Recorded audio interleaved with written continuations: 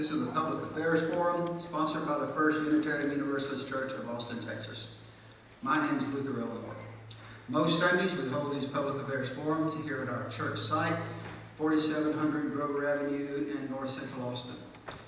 When this church first incorporated in 1954, we began to hold these public affairs forums, and as far as we know, it is the longest continuously operating public affairs forum in the state of Texas. These are held indeed to further the interests of this church, our goals to nourish the mind and the spirit, to inform and inspire, and to serve social justice. If you'd like to know more about the forums, you can go to our church website, austinu.org, and of course we would invite you to join us on Sundays, where you can ask our speakers questions of your own. Today our speaker is Mr. Steve Swanson. Steve is an education advocate with a long history of active involvement in the education arena as a volunteer. This experience has led Steve to found ImproveTexasSchools.org, which provides education-related information and analysis based on data furnished to him by the Texas Education Agency and Texas Independent School Districts through his public information requests. He was also a grandparent, a structural engineer, a retired business executive, and former vice president of Austin-based American Constructors Incorporated. His current focus is on ensuring that all students are provided with optimal conditions for meaningful learning that boosts their achievement levels by improving the governance of education at both the state and local levels. He also wants to make certain that all education resources are used wisely and not squandered. To achieve his goals, he conducts research, testifies at local public hearings, and before the Texas House and Senate Education Committees, which he's just gone through a round of testifying as the legislature has just gone home for the year. He meets with elected officials and education administrators. In addition, he speaks to local groups such as ours and organizations and at statewide conferences. Today, Mr. Swanson will speak to us and ask the question, how are the children? How are the children? How have the legislature and Texas Education Agency contributed to the abysmal state of public education in our state? Are the proposals the legislature has just considered really going to help improve our public schools? And what must change in order to help ensure that all school kids in Texas receive a quality education? With that weighty task before him, we welcome Steve Swanson. Steve.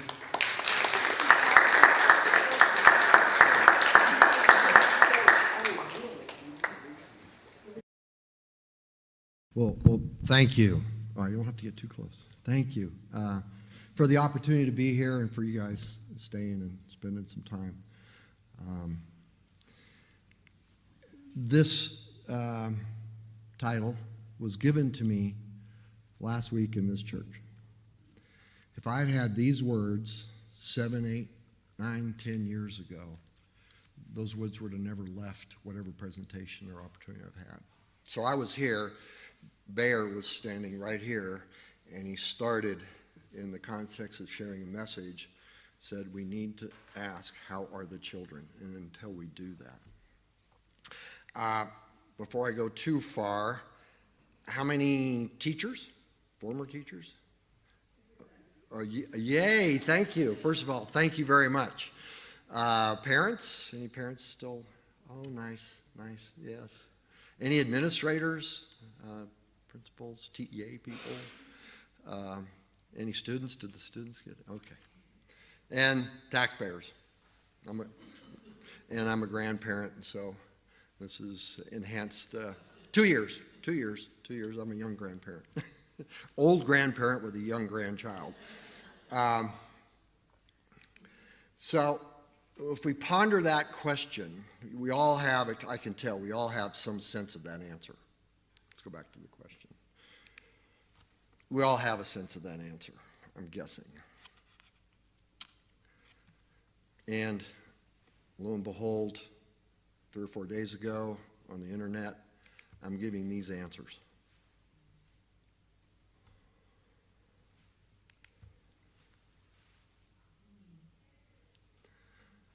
So there's an organization out there that captures through a variety of statistics how we're doing treating our kids, and this shares the message about Texas.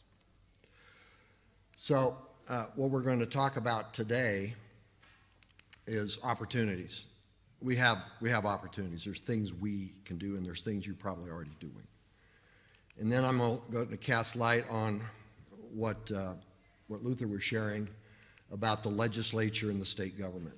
The sequence is going to be a little different. I'm going to focus first on recent legislation, then move into the TEA and the commissioner, and then talk about the opportunities we have. And then a Q&A and a conversation, which is a word I was given last week by the pastor, the Reverend Meg. She said the importance of having conversation. That's deeper level of engagement than Q&A. So what are our opportunities? Well, until last week, I didn't have the number one opportunity. That's number one. Imagine everybody doing that. And not just about the kids close to us, the kids on the other side of the tracks or the other side of town. This one, you guys already are part of and messaging and ministering in. And I will grab a story that Lee today shared about people at work building buildings, transitioning from putting a brick in place to building a wall to actually building something for people. Well, I've had that experience building schools, where a group of people actually spent the time to get to know each other and build trust before we went around building and designing anything. So I've had that experience. I know what it feels like, what it looks like. And at the end of that experience, in a major addition to a high school in a suburban district here, the superintendent came up and told a retired superintendent, and I was overhearing it, that not only did it, and he's talking about a process, it doesn't happen just by lists. You have to spend time in a process.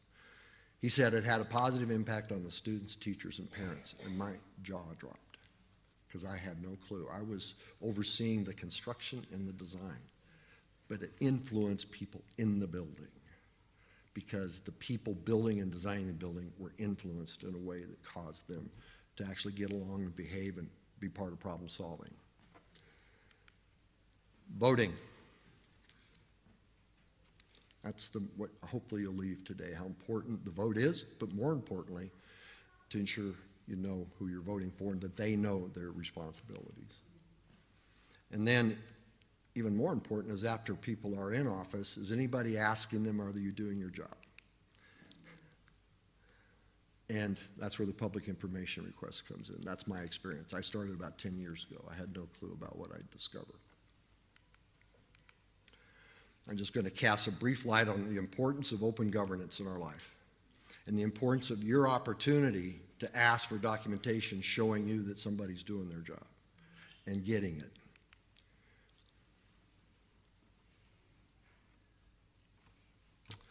So, and we can add to that, we dishonor those who have sacrificed for us by not doing this. So here we're here to honor them. Includes my parents.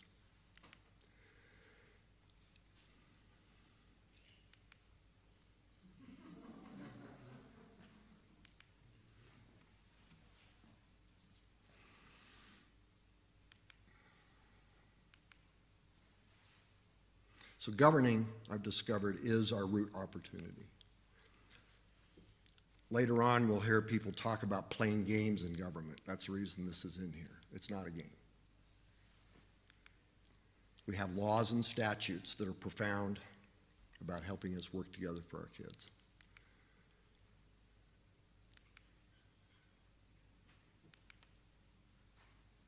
Your time, your money, your resources, this facility, they are all part of the resource for these kids.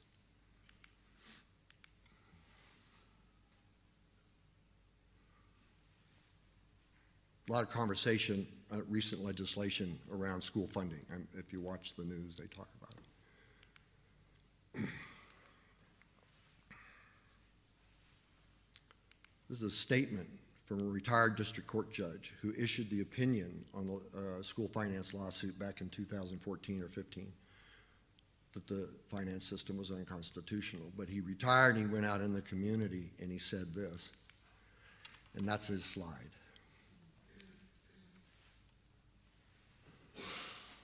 So a retired judge, nobody in the system knew how much it costs. Importance of sustainable education system's got to be on a solid foundation. This is a picture that was used as a metaphor by the governor's office to talk about school funding, and it's a popcorn box. And their picture was about the popcorn in the box and the money going into the top of the box and coming out of the top of the box. So what we're going to focus on is responsible governance to use it well. We're going to talk a little bit about money that's lost. There's no conversation yet about money being lost, not going to really serving the needs of kids. So the bucket has holes. The accountability system, which you're an educator or a parent, you know the pain that too many children go through in order to pass a test. And that system spends millions and billions of dollars over years, led the school to prison pipeline in many cases. Books, software, and devices, I've recently learned in the last couple of years, we buy computers, we buy books, and we don't know if they're going to help kids or if they are helping kids. We buy them. Programs, lots of programs. Need to ask ourselves, are they working? The recent Austin Independent School District Budget Stabilization Task Force did point out the importance of watching programs to ensure they are, in fact, helping our kids. That was a document that came out about 3 or 4 months ago. Too many kids have been in prison because we haven't cared for them enough to keep them home. Legal expenses, there's a lot of money spent on it's spent on against parents and students standing up for their rights. And recapture, that's the millions and millions, hundreds of millions of dollars that Austin sends, or never taken, however it works, of our tax money or our money, that if you ask a representative or a senator what happens to that money, so it can be considered a drain as well. So if we keep losing our resources, losing our money, our foundation is weak, it's not strong, and the system sinks.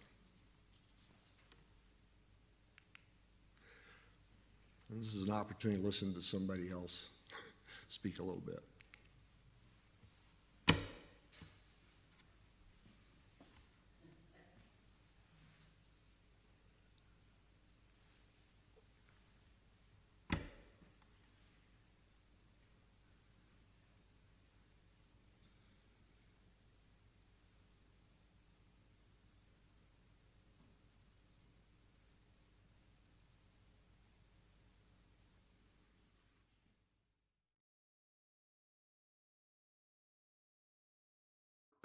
We're playing with money based on outcomes.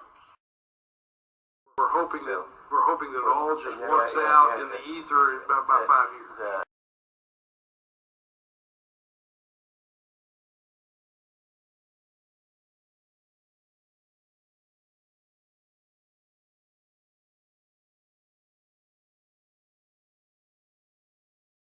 And so it keeps the focus on the amount of money, not how the money is needed. Right. And so that would concern me a little bit, that we have disassociated cost of education with funding. You know, what you're measuring. If all you're measuring is the amount of money in the bucket, That's right. then that's what it is. But when you're measuring what is the job that we're supposed to be doing and educating these children costing us to do, then that's where the disassociation in my mind. But I just want people to make sure that they understand that we are disassociating the two, and we're falling. I don't want us falling back as how much money are we getting is the answer to what's needed for education. That we do have to keep in focus. The cost of education should be closely tied.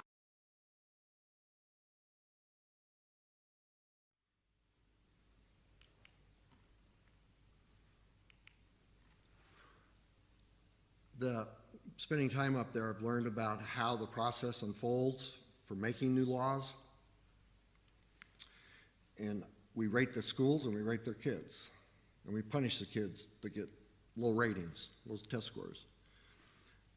Ideally, our education governance, the governance for education, should be rated fairly high.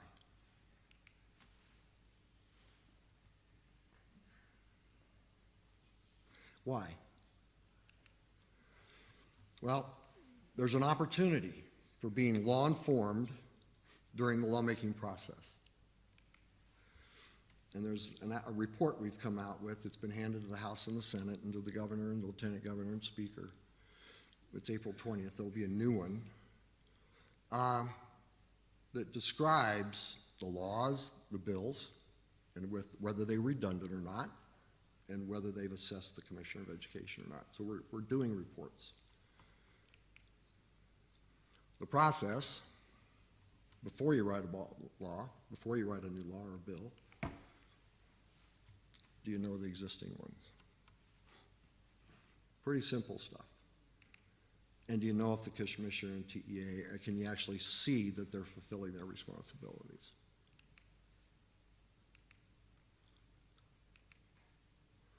So it's an example of the Senate Nomination Committee has responsibilities to approve a governor-appointed Commissioner of Education. Right now, they're just appointed. And the commissioner has responsibilities for suicide and violence prevention. Deep responsibilities. At the top, to oversee and lead us caring and loving our kids at the bottom. Public information requests, which you'll hear me talk about because I learned about it 10 years ago, and I wish every child, every student, every parent would learn about them because it helps our government focus on their responsibilities. But this is a response, just one simple response to an open records request, requesting documentation of the committee member, nominations committee member, assessing the Commissioner of Education.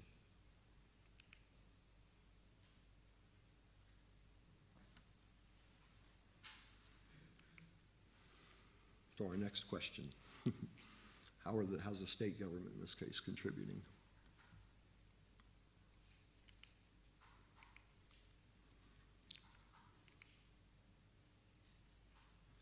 I learned that being a volunteer at Eastside Memorial at Johnston, the first school closed in the state of Texas here in Austin by the accountability system. Being a volunteer, and over a 3, 4, 5, 6 months period, I realized it wasn't the school, it wasn't the students, it wasn't the teacher, it was everybody above. And then the opportunities are at the top.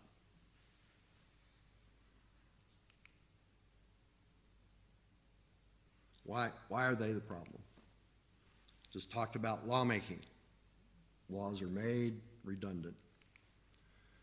Agency, commissioner do not obey laws, and the Commissioner of Education is not qualified.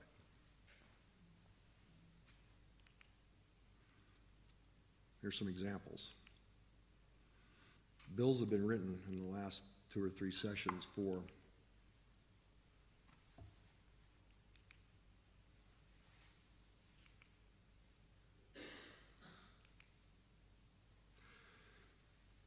those have existed in state law for 25 years. Taking care of kids, special ed, taking care of all kids, including special ed, especially. Suicide prevention, violence prevention, provided for in statute. And schools and communities working together in statute.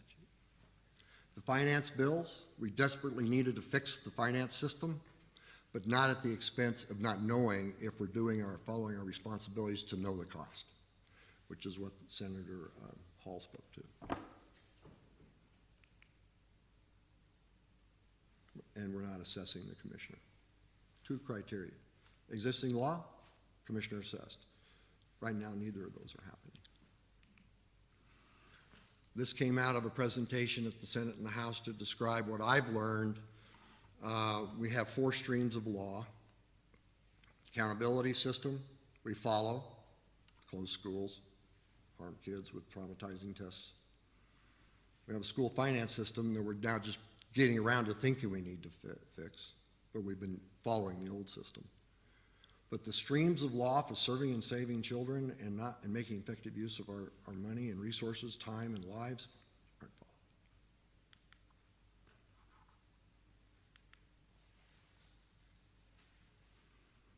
This is language that comes from the Capitol itself and from the Supreme Court. We've obeyed that law for decades. All while the Commissioner in TEA did not obey the laws to know the cost, which Judge Dietz gave evidence to. Those are, if you're interested in reading the plans and specs and the laws, they've got some references down there below. School accountability system we followed. This is what we call it.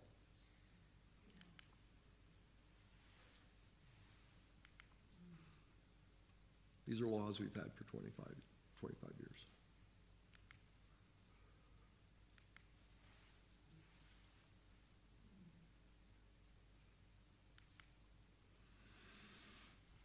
So the federal government came in 3 or 4 years ago after a news writer in Houston got aware of special need kids are being left behind, left and right.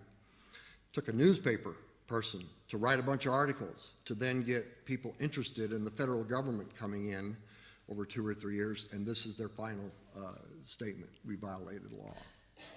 Nobody focused on Texas law, that was federal law, but Texas has its own laws that are about the same stuff, and we violated those too. We get into the qualification of the commissioner. Responsibilities. The leader shall be the leader. Number one guy, person, gal. We've had gals and guys. 33 chapters of the Texas Education Code that I looked at. The commissioners referenced 2,400 plus times. Do this, shall do this, be part of this. How are we selecting the commissioner?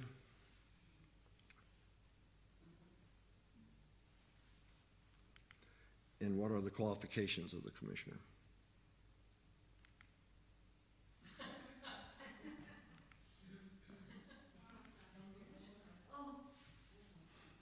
So I was at a forum put on by one of the news media outside the Houston area, and they had conversations and it was about education. And one of them had two former commissioners sitting there as part of the panel, and I went up and I was the fourth or fifth speaker, and I started talking about we need to start focusing on the commissioner and TEA fulfilling their responsibilities. And one of the commissioners said, "Yeah, Steve's been sharing that a lot at the Capitol." So he called me Steve. That was kind of neat. But anyway, the other commissioner pointed out, he says, "Do you know what the qualifications are for the Commissioner of Education?" I went, "No." I learned that from a former Commissioner of Education. And then where is it? 7.054 of the Texas Education Code. All right, here's our opportunities. Yeah. But we're talking about the kids. Okay, talking about the kids. Every moment of every day, every human being should ask, how are our children? No matter where they're at. We need to get there together. Do it together. And the word in community, not by community, is purposeful. It's an authentic community that cares and trusts one another. In action. Here gets to the opportunity that you can actually start tomorrow, in addition to caring for kids. Start asking questions. The candidates. Do you know policies? Do you know they exist? Would be the first one.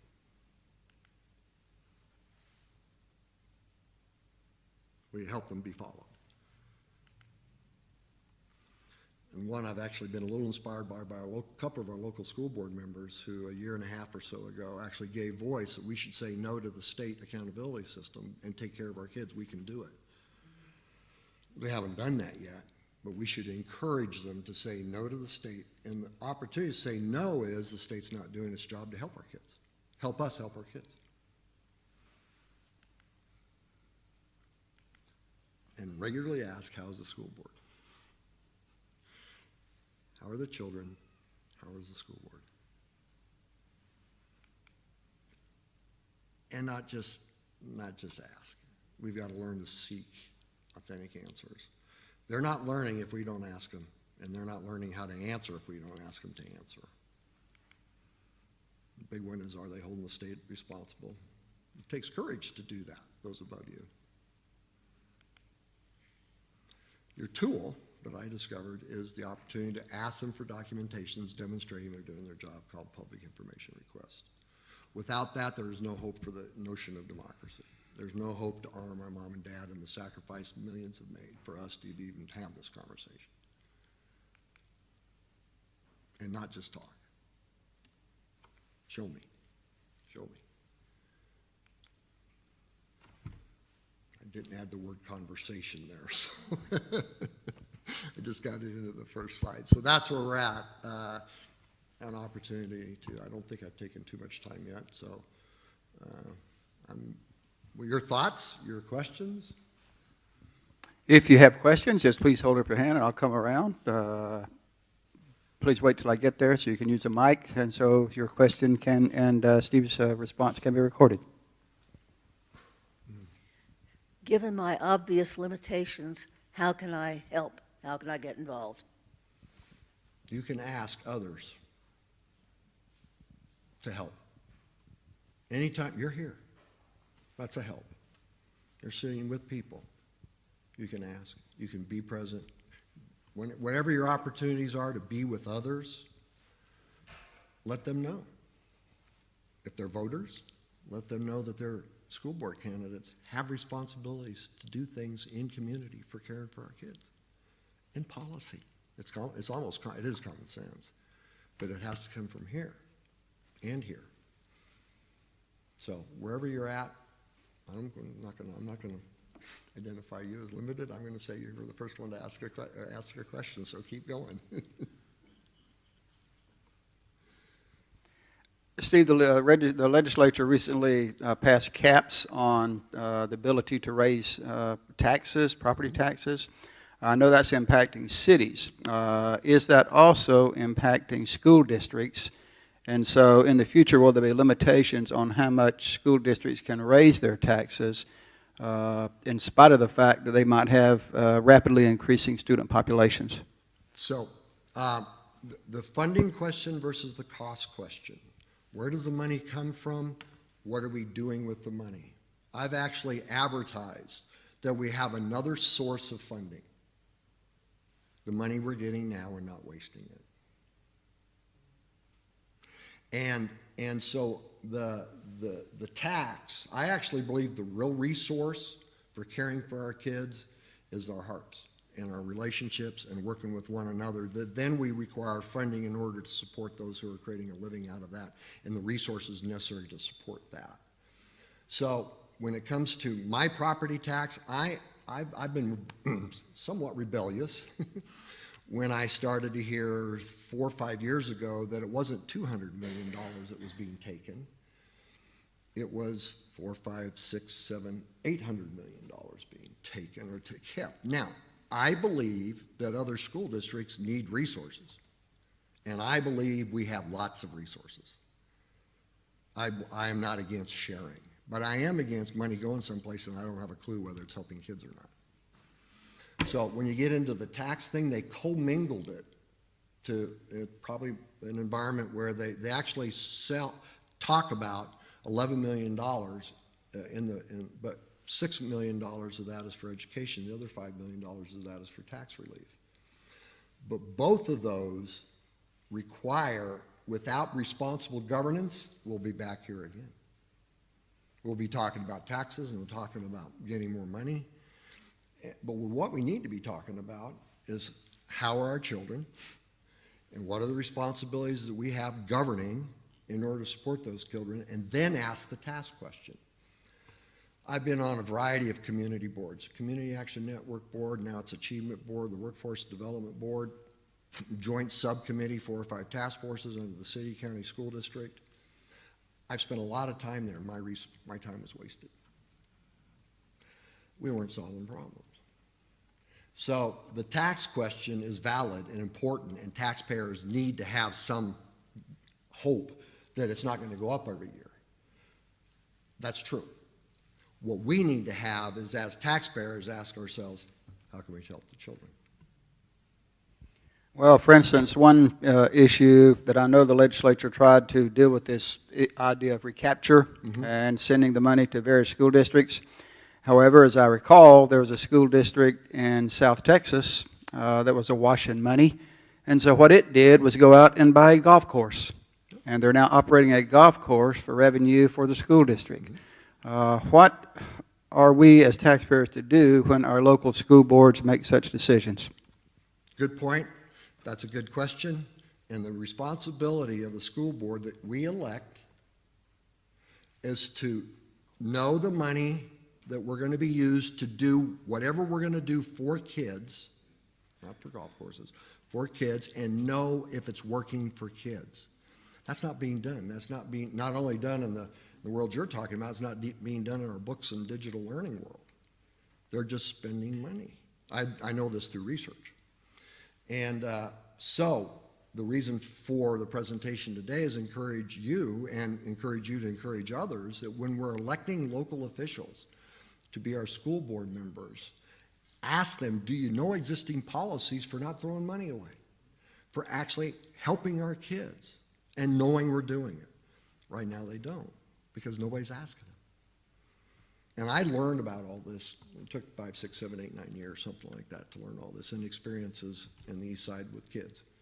So, yeah, that's absolutely right. And the solution, now, the reason we cast light on the state is because the accountability system, one of the representatives in the House Education Committee, session before this last one, said at the end of the meeting, our education system is a pyramid of fear. So when you live in a pyramid of fear that was created by high-stakes retributive testing that's not about the kids, it's about numbers and grades and test scores, then the system lingers. And we're not hungry for answering or following these policies for carrying kids because we're under this oppressive system. That's the reason we locally have to stand up for our kids and hold the state, which has statutory responsibilities to help us at the community level, do a variety of things, including suicide and violence prevention, and take care of our kids in special needs and take care of all kids.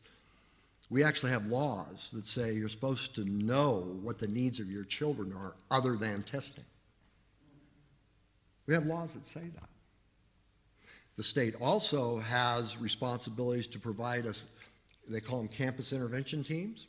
So when a school's in trouble, there's supposed to be additional resources that are under the assignment of the Commissioner of Education to come and help campuses. Not happening. And so your commissioner probably doesn't know about that, or if he does, it's probably in another department, himself personally.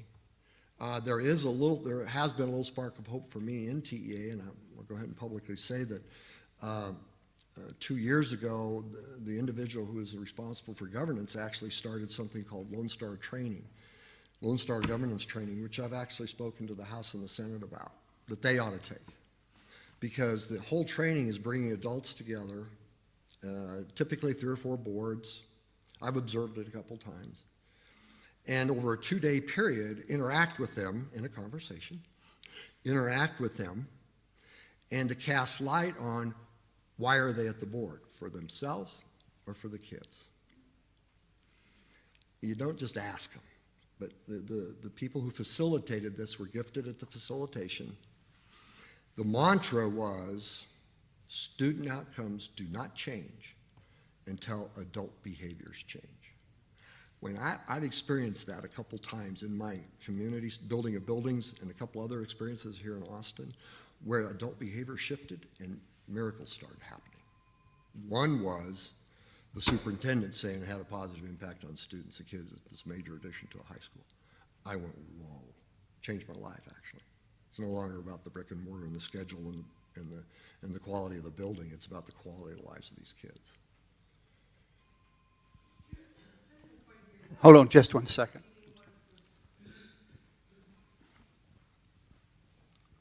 I really didn't hear what you said the superintendent said that changed your life. Okay, it was a story. I'm going to give you the story now that I'm out of my presentation mode into my conversation mode. I was an executive in a firm that oversaw and I was responsible for the design, or mostly the construction of, in this case, school buildings, churches, office buildings, parking garages. And we had our first federal job, which is a conversion of an old postal facility in downtown Austin into what is now the Homer Thornsberry Judicial Building. And in that experience, I was with government folks for the first time. And they were good people, but it wasn't the same energy. I'd come out of the private sector. So I went to a conference in Florida called the Design and Construction Quality Institute. It had the American Institute of Architects, the Association of General Contractors, the Department of Defense, U.S. Army Corps of Engineers. The whole industry came, and I was there for 2 days. I was really there to find somebody that could be my mentor in managing this new federal job we had. And I sat next to a colonel in the U.S. Army Corps of Engineers, and I said, well, I got this, we have good people, but it's not the same. And he said, have you heard of partnering? I go, no, what's that? And he told me about a process where people spend time discovering community. I'll put it that way, that's a familiar word, discovering what it means to build trust, be in community, and solve problems. The driver for them was not going to the courthouse. And at the end of that project, where we actually engaged in spending those 2 or 3 days together and actually finishing the project, we were then asked by the Texas Education Agency to talk about it. So we were at the cafeteria of the school. 200 people in the room. 7 people up at a panel. There were the electrician, the architect, the engineer, the school administrator, and a carpenter and a laborer. And they were all asked a question about their story. What I can retain is they love going to work every day. They look forward to Saturday morning because their energy was together. They were about problem solving, not blaming. And at the end of that presentation, the presentation was over, and I was standing next to the superintendent. He was talking to a retired superintendent, and he said, not only did the process have a positive impact on them, it had a positive impact on the students, teachers, and parents.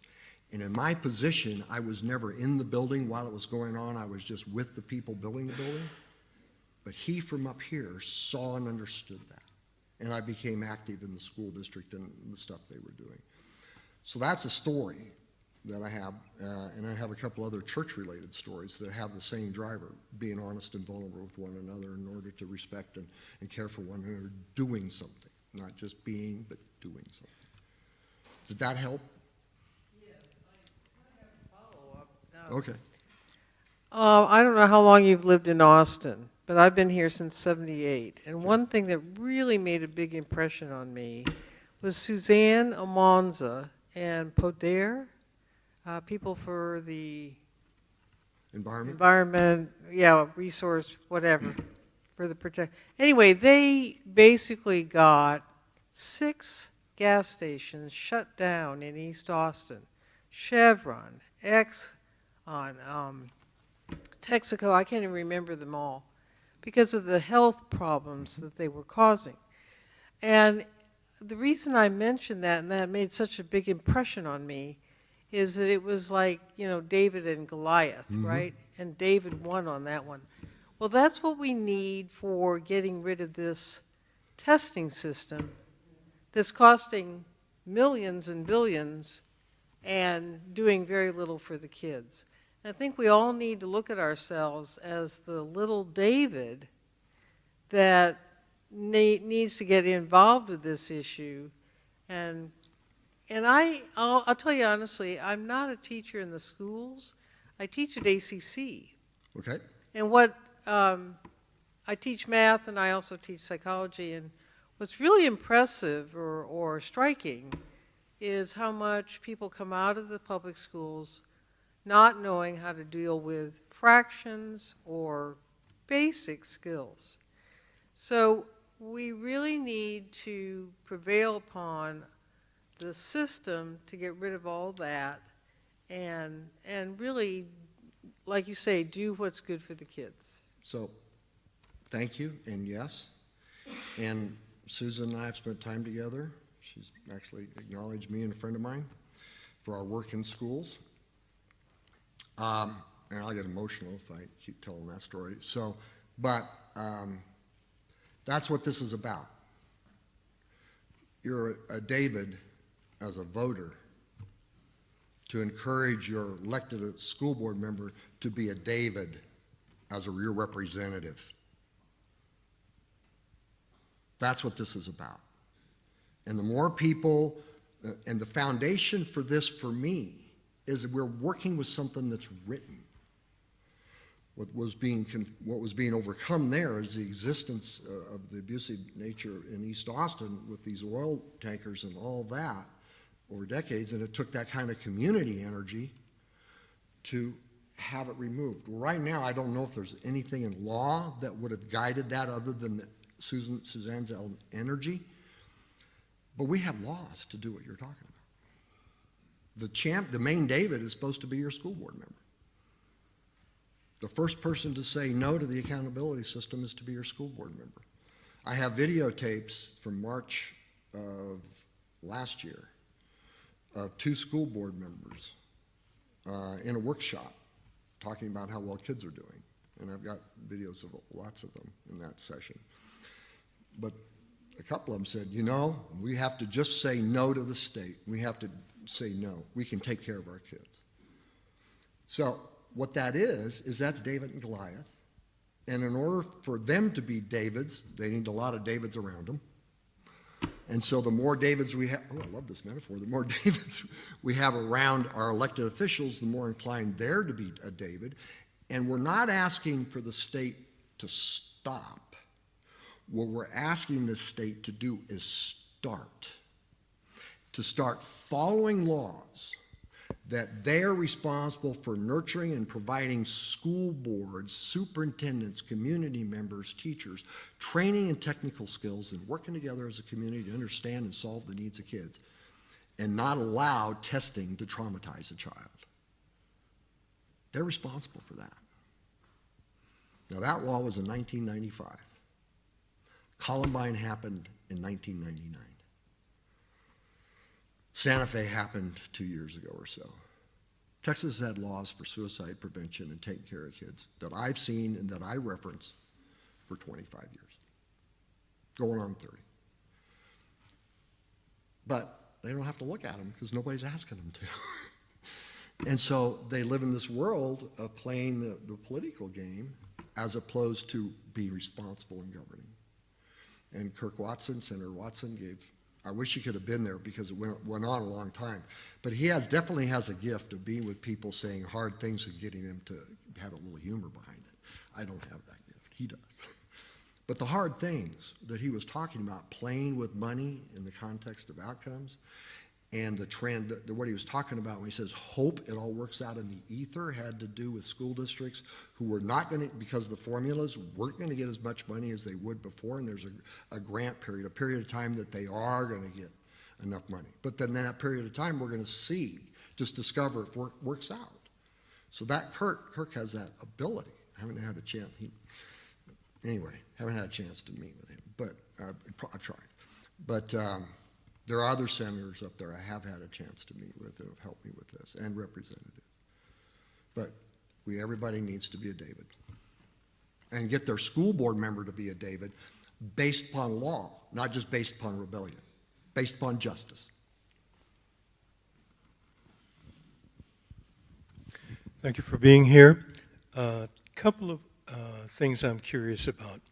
Accountability in school choice in terms of funding by the state legislature, and the business of teachers and retirement. I think it's just 8% of the teachers that are involved with Social Security. They're trying to live on teacher retirement, which I some of my friends that are not from Texas, schools that opted not to are really having a hard time. And the legislature seems to have addressed it. I don't know what happened with that possibility of teachers being part of the Social Security system as well. So the Social Security system, I'm not part of, I'm not too familiar with, but I do know that retirement money there's additional retirement for money for a while. But you bring up the point that drives me is one statement that I've heard others say is in order for a teacher to support themselves, they have to become an administrator. And so I've been around the administrator world as well as the teacher world. The gift of teaching is, and the talent and the skills and the background to teach needs to be with the talents and skills and the background to teach. And if, oh, by the way, you happen to be an administrator or manager, good. But to have to go there to survive is wrong. Absolutely wrong. And so the injustice is profound. The injustice, the monetary injustice is profound. The digitalization of education and high-stakes testing and accountability system injustice is profound. Well, I want to cast light on our hope, which is statutes, things written. I'm not making this up, it's written. And if we cast light on responsible governance that leads to respectful understanding and nurturing of teachers in order to respectfully understand and nurture and care for children, the money question will come. But we keep making it about the money, and retirement's different. There's places I don't have answers. One of the places is, what do we do with teachers who are retired and don't have money? Community, community, community. That's the only place I personally can go is community, community. Know that, and be a resource for them. The other hard place for me, Claire, is when a parent has to make a choice, has to, about where they send their kids. Am I deprive that parent of just saying, go to the public school because it's public? Or the parent to do what's right for their kids? I'm sorry, I don't have the answer to that one. I do have the answer, is we need to make public schools attractive to all children and powerful for all children. And the choice word is actually divided the community. And there's some people say this is intentional. If you look at how we govern ourselves and how influence the system is, we got thousands of organizations getting resources, taking resources and doing something for the education of children, while our governing system doesn't connect them well, doesn't leverage them well, doesn't use them well, and all of a sudden everybody's trying to solve the problem. The legislature thinks they're trying to fix it. And this is not a problem you fix. This is a problem. This is an opportunity to help people close to the kids be the problem solvers. And when we've taken the teacher out of that, and the teacher's just waiting to see what they're supposed to do the next year or this year or next week, it stifles this. If I'm right. I mean, I've had a little teaching experience, but that was just for a year. But it was at a university level, and I realized I was too old to be teaching college. Too young to be teaching college because I really didn't know anything yet. Steve, as far as the retirement's concerned, I would interject this, that is a local school board decision. And so the employer has to pay 6.2% into the Social Security funds, and the employee pays 6.2% into the funds. Therefore, the vast majority of school boards in the state of Texas do not choose to join the Social Security system. This would literally cost the school districts millions and millions of dollars to contribute to the retirement of their employees and their teachers. And therefore, that is why you have such a small percentage of the teachers who indeed have given additional contributions to qualify for Social Security. Thank you. Thank you. An additional question. I have lots of questions, but there's a lot that just got triggered in my mind. One is that I am a highly qualified teacher with a Master's of Education who's had experience in classrooms, and I have not been able to get a job as a teacher here in Austin ISD.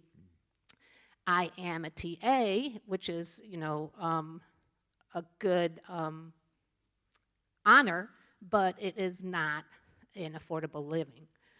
And then I also have in my story a battle with the school district regarding the expulsion of my son for doing something that he should have been lauded for instead of something he was punished for.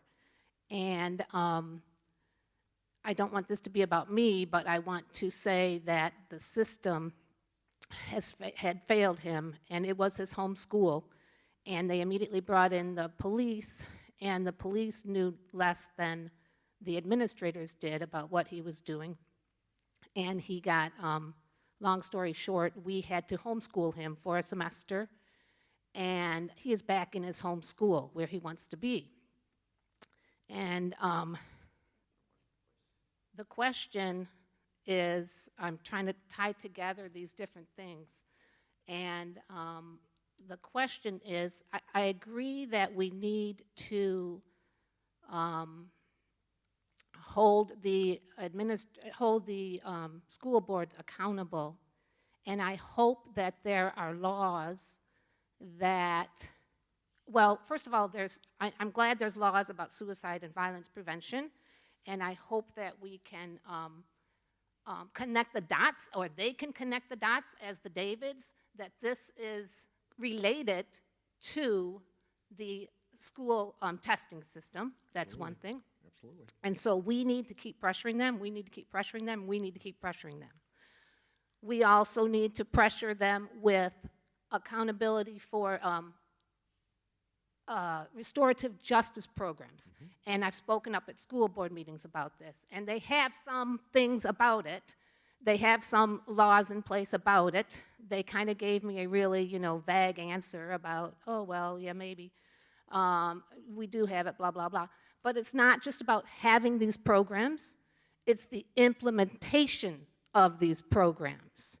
Like Amy Taylor at Austin High School, she knows how to respect the kids and to get to know the kids and to understand who they are, and she asks herself that question about children. So, Oh.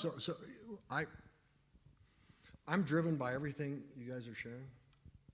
If I hadn't read the responsibilities for the state and the local governance in laws 10 years ago, I wouldn't be doing this because it's written.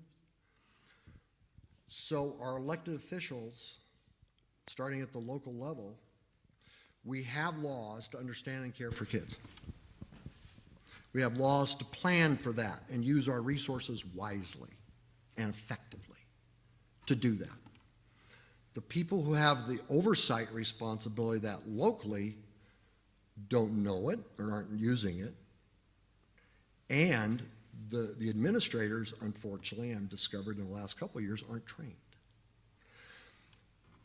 Unless we start playing David, it's not going to change.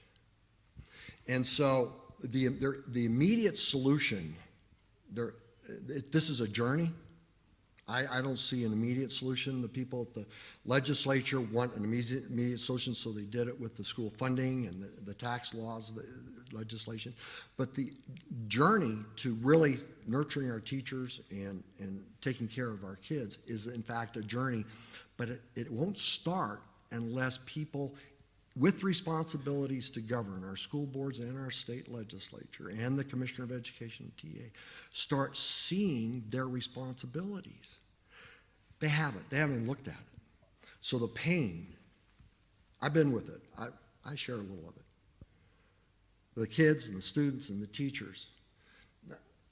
But the path out of that, I discovered by happenstance 10 years ago, because a friend said, do you know what it says?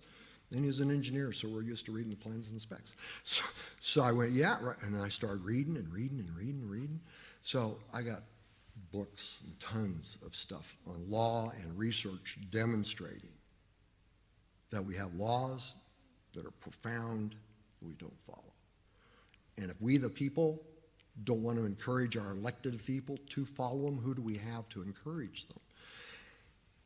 We can wait for Suzanne, but we've had Suzannes all over the all over the state and all over the country, parents doing that. Texas laws, I believe, are unique.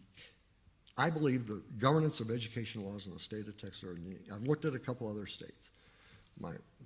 Anyway, and I haven't seen these kind of provisions.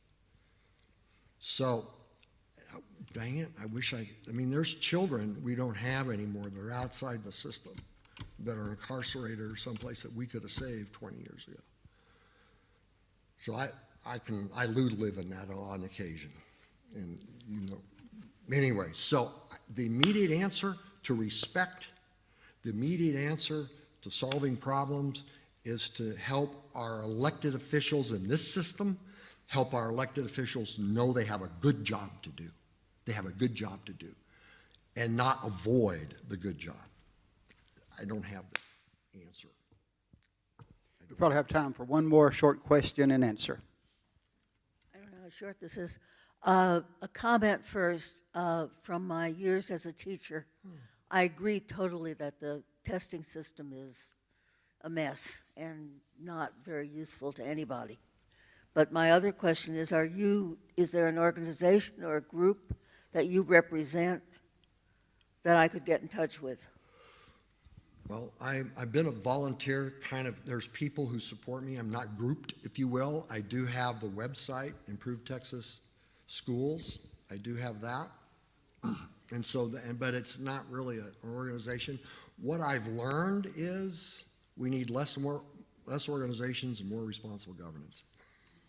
And so my role is to help us, we the people, encourage and inspire responsible governance, to put the energy to collective work, to community work. Because I'm sorry, the system's sinking. And throwing money at it without love and respect and responsibility, it's not going to endure, I don't believe. And thank you for being a teacher. Steve Swanson, thank you for being with us today. Thank you for your passion and for your work with ImproveTexasSchools.org. Continue the good work. Thank you very much. Thank you.